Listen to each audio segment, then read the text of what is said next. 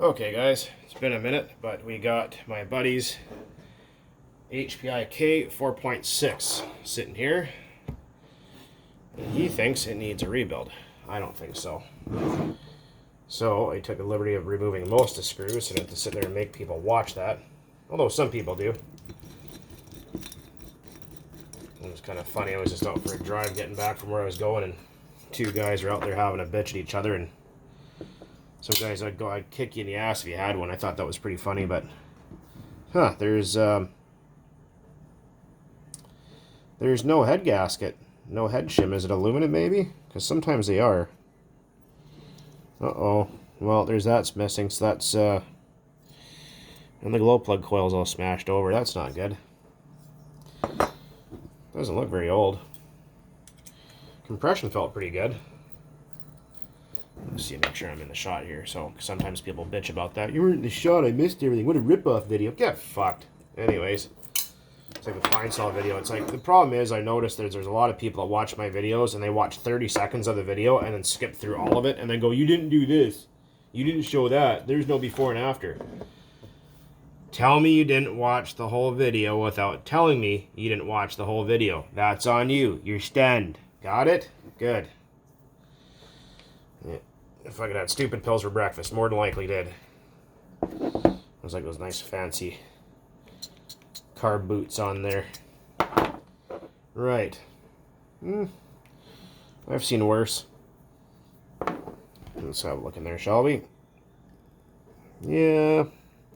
I'm going to go to sell us a flashlight here. I'll be right back. Just give me a second. Don't want to wake up the wife. Okay, we're back. And yes, you did hear me correctly. There is a Mrs. 404 now.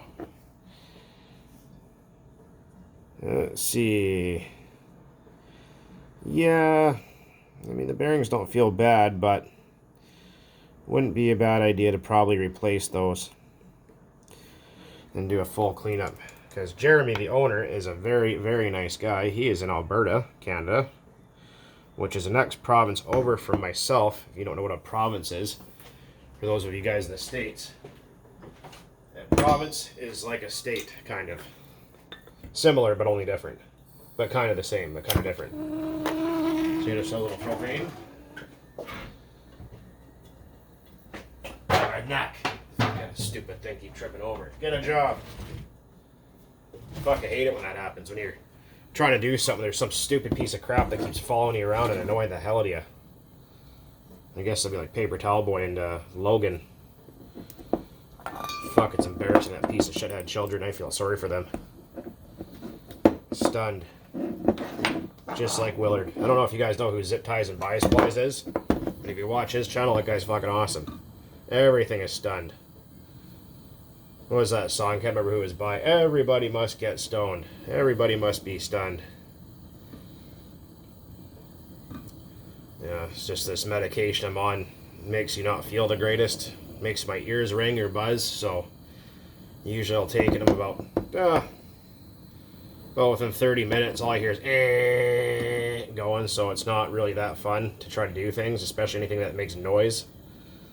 So that's one of the reasons why I haven't really been out bashing lately, is because just the shriek these engines make, it just kills my ears. I just can't take it. So probably like fucking Buddy's wife in bed screeches like a fucking banshee. But anyway, yeah, all right, enough of those clown asses. I had someone there freaking in one of the groups trying to tell me I was a scammer and this, that, and the other. All he did was use my old Facebook profile that I haven't had active in 5 years and made the biggest ass of himself. And if you're watching, you're so stupid.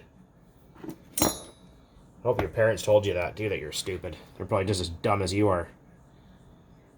Oh, see that? See the sleeves lifting? A couple of zip ties. Sometimes you have to stack 2 or 3 of them in there. Not a big deal. Oh! Ah, prick. I need to get new camera gear. Hang on a minute. Okay, welcome back. Sorry about all that. I'm using a grinder and zip ties, duct tape, a flat screwdriver, and extension cord to hold my phone up so I can make a video. Alright. Here's our sleeve. We actually do have a brand new piston and sleeve right here with a new rod. So, Okay, so another thing is, a lot of people go, how do I know which way the fucking rod goes back in? Take a photo of it. If it doesn't have any marks on it, I'll show you. Either you can take something sharp, like a metal scribe, and put a little tiny scratch. Oh, the rod will weaken, it'll blow up. Buddy, I've done that for 25 years. I've never once had a rod fail from a scratch on it. Including handmade rods, which are full of fucking deep scratches. So, relax. They feel okay, but I would consider replacement would be a good option, I think.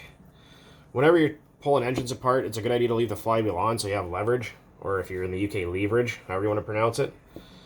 That way when you're trying to get the piston to sleeve up, you got something to turn it, grab onto it with. Because I've seen people locking vice grips on crankshafts, and don't do that. That's a stupid idea. If it's a piece of shit that you don't care about, whatever, but don't ever do that. So I had a comment from a chap, I think, what was it, yesterday or last night, one or the other, asking me, hey, the Bug 404, how do I know the engine is worn out? Well, there's kind of a couple different ways you can kind of tell that you're getting close. So, we know that the long side of the skirt faces towards the exhaust port. That's the big guy here. And you don't need to shove it, like force it in there. You want to line it up, right? You can see on the piston, if you look, you can see where that discoloration is. Right there, you focus, you fuck. Anyways, that's not a big deal, so don't worry about that. Just lightly where it stops. So this guy's we're getting towards the top here, so it'll run like that for a while yet. But this one, which is new, you can see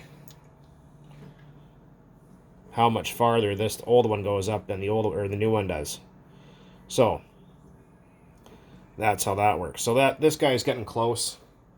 These engines can run like this for, another gallon, maybe even 2 sometimes, depending on how it's been tuned and taken care of and whatnot. Just because it is up this high doesn't mean it's completely wore out yet. There is engines out there that have almost no pinch at all but have great compression, will run awesome for a long time. So when the engine is getting to that point, you will notice that it might become harder to start, not really want to tune as well. It might start eating glow plugs, and why that happens is the pin bores here and up inside here will start to become worn and egg-shaped, and the piston will start jumping on the rod a lot farther than it's supposed to.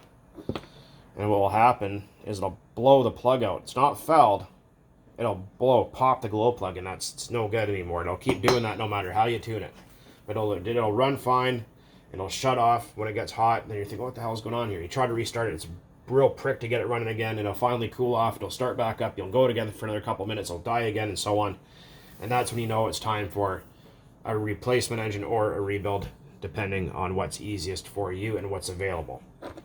So this guy, I think we're going to reuse it,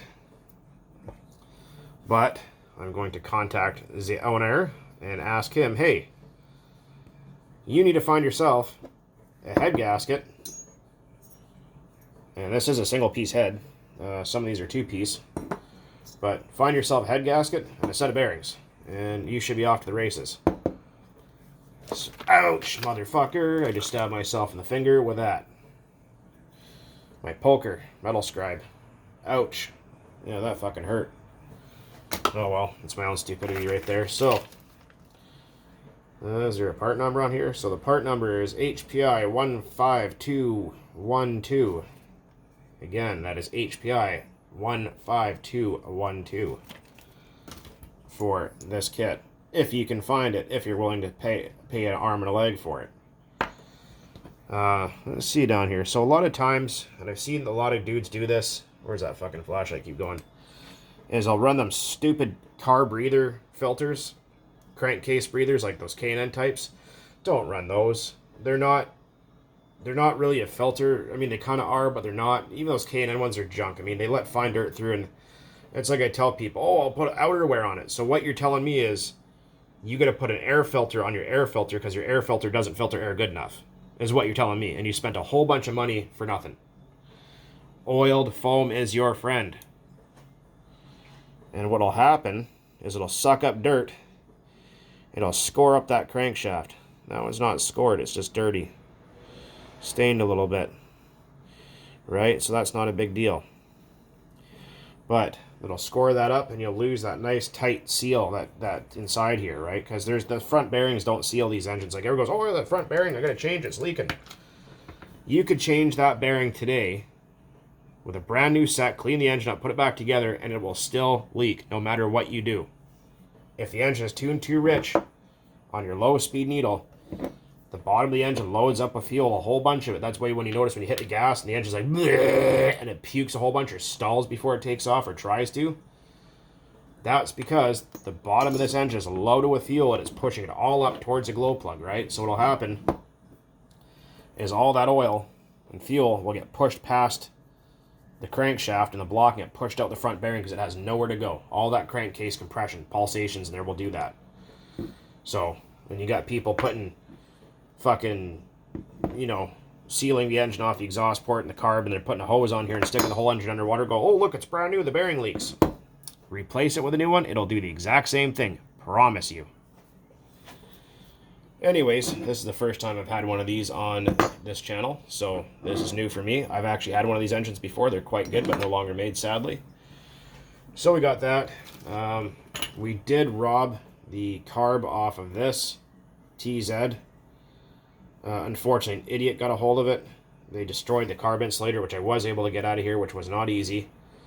It's seized. Someone cut the crankshaft in a weird way. They fucked with it badly. So, I mean, we're going to clean it up anyways, and if you look here, the mounting holes have been drilled right out of it, and yeah, that's what happens when people don't know what the hell they're doing. Hey, let's do this. No. But there will be more on this later. I have to contact the owner of it for parts, so, because he was asking me if it needed anything, and now it does. So when said parts, bearings, and head gasket are acquired and I get them, I will be making a part 2 of this. I'm not sure when, but there will be a part 2. Ed's T-Max is coming along nicely. I think I shared a photo or two of that. And it's got, well, I still got a couple hours worth of work to do on it yet. And I'm just trying to think what else I got to work on here. I got one of my 3.3s here that I need to put a new set of bearings in. So that you guys will see a video about that later. Yeah, there's just not really been a whole lot going on. Oh wait, we got this guy here I keep forgetting about. I'll make a separate video about this guy later. Okay, she's good and tight. Yeah, she's stuck pretty bad, so. And some fucking doorknob had to go ahead and over tighten and strip one of the head bolts out there, so they put a coarse thread screw in there, and I had to take a reverse left-hand drill bit and drill all these studs out here to get the heads off to get the screws out. Because someone doesn't understand that a JSI Japanese industrial standard screwdriver Phillips is different than a North American type Phillips, which either way you want to slice it are fucking garbage. Take the Phillips screws out of whatever you have and use them as slingshot ammo. Whatever you got to do, just get rid of the fucking things. Absolutely trash. The 4-stroke airplane engine that I was working on, I haven't heard dick all from the guy that owns that thing, and I told him, I said, hey, it's going to need new bearings, a new rod and wrist pin, and he just, like, totally left the chat, so I don't know what's going on there, but if that's the case, I guess I got myself another airplane engine to rebuild at some point or another, so when that happens, I don't know. But anyways, guys, yeah, Richie's truck's almost ready to go. He's going to be ordering MIP axles for his Rustler and motor mount upgrade and a few other things, and hopefully we're going to get out bashing here soon. But like I said, I just got to be careful of this medication because getting off, it's not easy. It makes you really sick doing that. I didn't take it purposely today, at least for a little bit, till I can make this video for you guys, because I've been meaning to get up content. I just haven't been because I've been feeling like shit. But anyways, as always, guys, thanks for watching. Keep on burning nitro out there, and there will be more on this later. Anyways, guys, peace.